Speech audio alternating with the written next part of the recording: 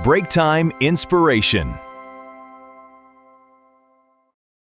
Halo semuanya, selamat datang kembali di Break Time Inspiration. Bareng lagi sama aku, Tiara, yang bakal nemenin waktu kalian selama 10 menit ke depan. Nah, hari ini aku senang sekaligus agak minder dikit sih. Jujur, soalnya di studio udah kedatangan sosok yang kalau boleh jujur pas sekolah dulu tuh kayak ngeborong semua aspek prestasi.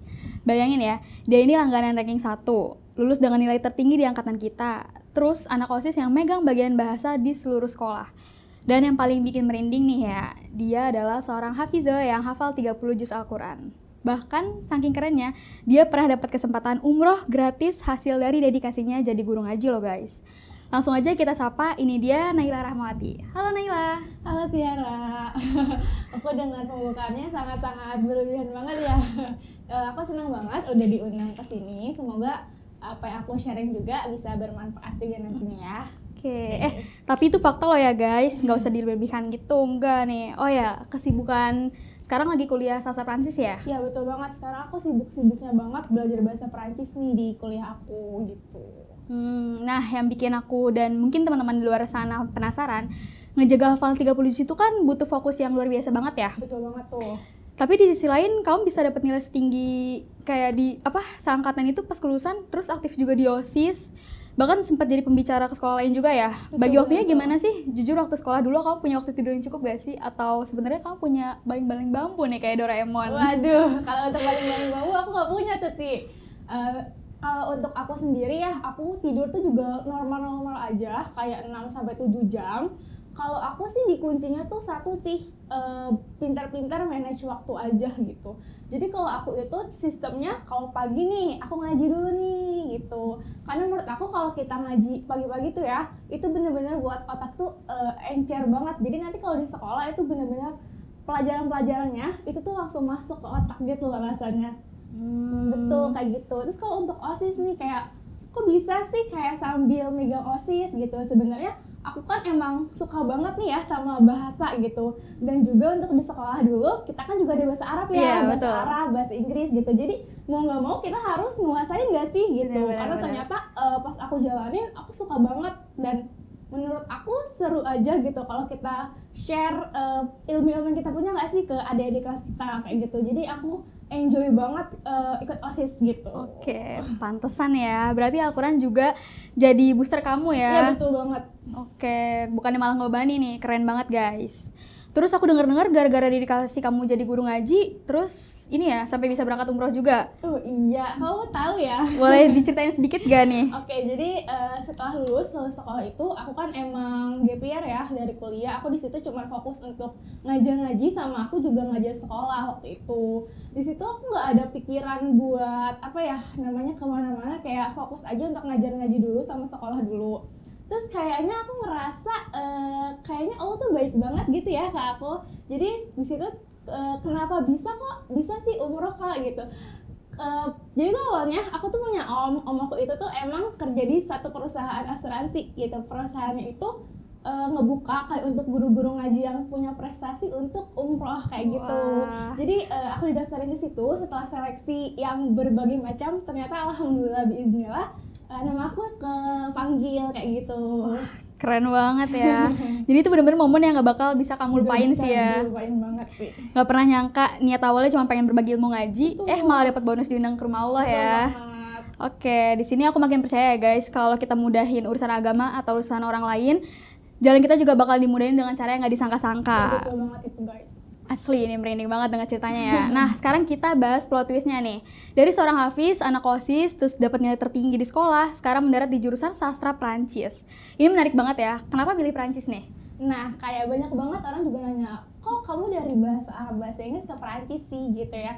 Sebenarnya karena dulu di sekolah kayak aku merasa udah cukup menguasai di Inggris dan Arab, aku mau coba next level dengan bahasa baru. Aku pilih bahasa Prancis karena menurut aku dia itu banyak dipakai di beberapa negara ya di Eropa. Jadi aku mau bisa banget karena sebenarnya aku punya cita-cita untuk bisa kerja di negara-negara francophone, negara berbahasa Prancis kayak Swiss, terus juga Belgia kayak gitu. Jadi aku milih Prancis dengan bahasa itu aku mau bisa punya karir yang lebih bagus nantinya di negara-negara luar kayak gitu iya. sih. Biar lebih mudah juga ya. Betul. Oke. Jadi mumpung dulu pas di OSIS emang suka bagian bahasa, sekarang pengen level up aja ke bahasa internasional Betul, selain betul Inggris banget. tentunya ya.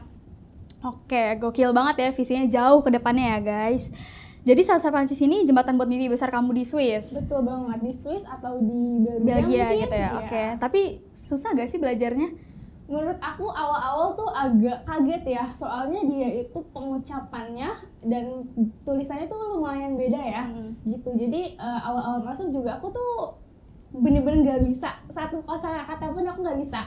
Jadi kayak bener-bener, wah ini agak tricky Tantangan ya, juga ya, betul. benar. Jadi tapi setelah aku ngejalaninnya aja, enjoy dan konsisten gitu, lama-lama aku bisa baca kok polanya gitu dan lama-lama oke aja gitu. Jadi kalau untuk belajar bahasa menurut aku ya konsisten aja dan jangan pernah takut salah sih gitu. Pasti nanti kelihatan kok hasilnya gitu. Kalau boleh di-spill sedikit mungkin bahasa Prancis yang udah dipelajarinnya. Waduh. Oke gak nih? Boleh. Ngomong apa aja deh bebas. Boleh. Bonjour à tous, bonjour tout le monde. Je m'appelle Nela Rahmati et aujourd'hui je discute avec mon amie, elle s'appelle Tiara. Ok, j'espère cette discussion c'est intéressant. Merci beaucoup. Oke, langsung dipraktekin ya. Berasa lagi podcast sama orang Prancis beneran nih. Aduh. Tapi keren banget sih cara kamu ngeliat tantangan itu jadi sesuatu yang seru. Build a great video. Break time inspiration. Oke, sebelum kita benar-benar masuk ke sesi akhir, aku punya sesi seru-seruan singkat nih. Wah, Jadi apa tuh, Kak? namanya rapid fire. Kamu harus jawab pilihan yang aku kasih beserta alasannya ya. Tapi harus cepat, jangan pakai mikir lama-lama, oke? Oke. Siap ya? Oke. Pertanyaan pertama, ngafal satu halaman Al-Quran atau ngafal satu halaman kosakata bahasa Prancis? Al-Quran. Kok boleh tahu kenapa nih? Kalau menurut aku ya, karena kan Al-Quran itu punya gaya bahasanya tuh yang indah gitu kan, jadi kayak lebih cepet nempel aja sih gitu.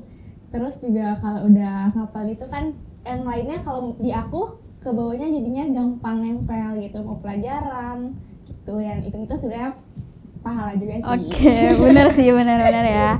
Oke, pertanyaan yang kedua nih, lebih pilih dapat beasiswa kuliah ke Paris tapi abis itu nggak bisa ke Swiss atau langsung kerja di Swiss tapi nggak lewat jalur sastra Prancis? Kalau aku mah langsung kerja di Swiss, karena emang niat awalnya kan mau kerja di Swiss. Jadi kalau misalkan ada jalur yang fast track langsung kerja ya pasti langsung aku ambil sih. Oke, tetap konsisten ya sama ultimate goal-nya ini. Betul. Gak tergoda sama romantisnya Paris ya. Terbukti nih teman-teman, fokusnya emang udah lurus banget menuju Swiss. Oke, seru banget ya obrolan kita hari ini. Jujur ya, dari tadi aku dengerin cerita kamu tuh kayak dapet paket lengkap banget sih. Kita belajar gimana spiritualitas dari hafal 30 juz itu justru jadi bahan bakar utama buat prestasi akademis.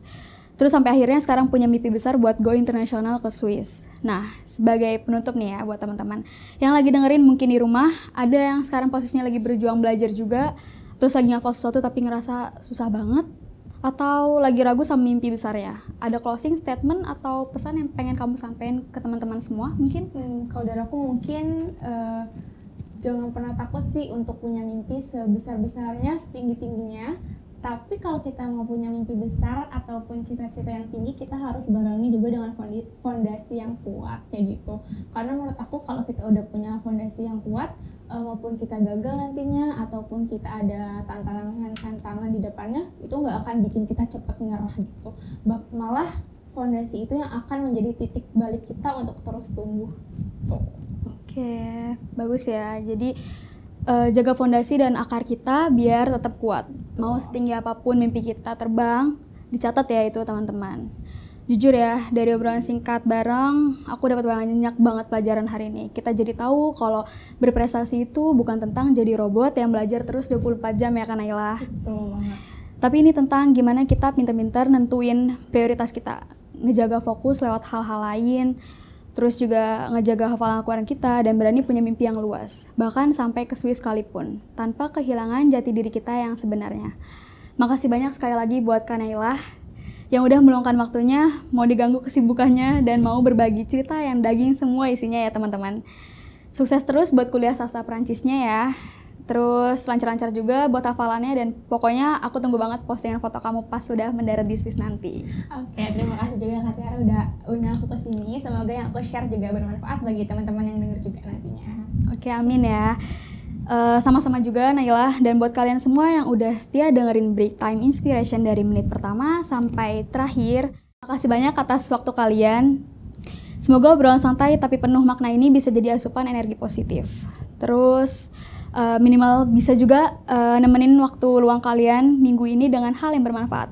Kalau kalian suka episode kali ini, jangan lupa buat langsung share link podcast ini ke grup WhatsApp teman-teman, ke Instastory, atau ke siapapun yang mungkin sekarang lagi ngerasa stuck dan butuh suntikan semangat baru.